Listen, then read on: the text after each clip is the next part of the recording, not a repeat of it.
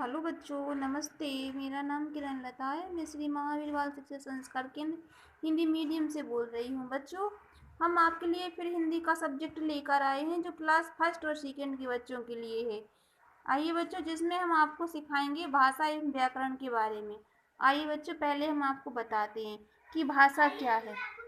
भाषा वह साधन है जिसके द्वारा हम अपने मन के भाव और विचारों को लिखकर या बोलकर दूसरे के सामने प्रकट करते हैं तथा दूसरे के मन में भाव और विचार स्वयं समझते हैं। दूसरे शब्दों में अभिव्यक्त का माध्यम भाषा है। जो हम बोलते हैं, जो बात करते हैं हम जिससे, उसको क्या कहते हैं हम? भाषा। क्या कहते हैं हम? भाषा। जैसे आप अपनी मम्मी से बात कर रहे हो तो आप अपनी मम्मी से बात कर रहे हैं तो आप अपने विचारों को प्रकट कर रहे हो, उसको कहते हैं भाषा। अब भाषा की परिभाषा, भाषा की जो परिभाषा है वो पढ़िए। जो शब्द हमारे विचारों को प्रकट करते हैं उनको भाषा कहते हैं। क्या कहते हैं? भाषा कहते हैं। अब भाषा के कितने रूप होते हैं? भाषा के दो रूप होते हैं। कितने रूप होते हैं? दो। मौखिक भाषा और लिखित भाषा।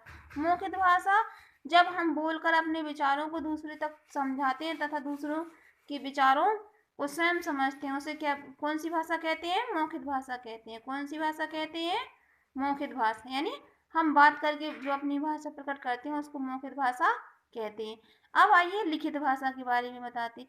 लिखित भाषा जब हम अपने विचारों को लिखकर दूसरों को समझाते हैं तथा किसी के द्वारा लिखे विचारों को स्वयं समझते हैं तो उसे लिखित भाषा कहते हैं।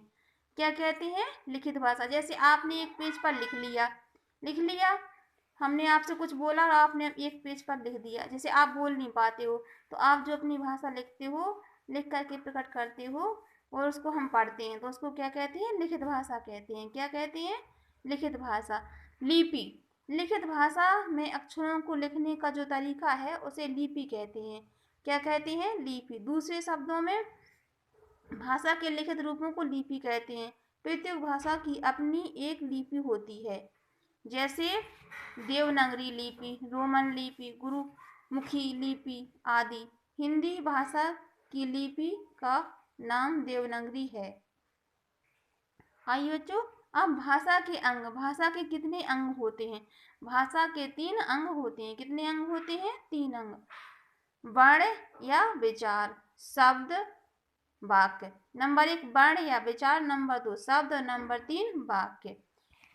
अब शब्द के विषय में बताएंगे। वर्ण के मेल में शब्द और शब्दों के मेल में वाक्य बनते हैं। क्या बनते हैं? वाक्य बनते हैं। वर्ण, वर्ण या अक्षर। वर्ण या अक्षर एक ही बात होती है, वर्ण कह दो या अक्षर कह दो। भाषा की सबसे छोटी ध्वनि इकाई को वर्ण या अक्षर कहते हैं। इसको टुकड़ों में नहीं बांटा जा सकता है, जैसे आ, ए, का, डा, ला आदि। इनको टुकड़े नहीं किए जा सकते हैं। ठीक है? जैसे आ है तो आ ही बोलेंगे, ए है तो ए ही बोलेंगे, आऊ नहीं बोलेंगे। ठीक है? का है तो का ही बोलेंगे, डा है तो डा ही बोलेंगे, ला है तो ला ही बोलेंगे। जैसे अपन वर्णमाला पढ़ते हैं ना, उसी की है ये। ठीक है बच्चों, समझ में आया आप लोगों की कि भाषा, सबसे पहले आपको क्या करना है? भाषा की परिभाषा याद करनी है। ठीक है? और आपको भाषा के कितने रूप होते हैं ये याद करना है। ठीक है? फिर भाषा के कितने अंग होते हैं, ठीक है, ये याद करना है। ठीक है बच्चों, अब भाषा के कितने अंग होते हैं ये आपको याद करना है। 1 2 3, ये लिखना भी है और याद भी करना है। शॉर्टकट में आपको याद करना है। भाषा की परिभाषा है जो, वो पूरी आपको यहाँ से यहाँ तक याद करनी है। फिर भाषा के कितने रूप हैं? 1 2, 2 है तो 2 भाषा के रूप याद करना है। ठीक है? फिर इसके बाद भाषा के कितने अंग हैं? 1 2 3 अंग हैं। वर्ण, अक्षर, शब्द, वाक्य, ये याद करना है। ठीक है बच्चों? Okay, thank you.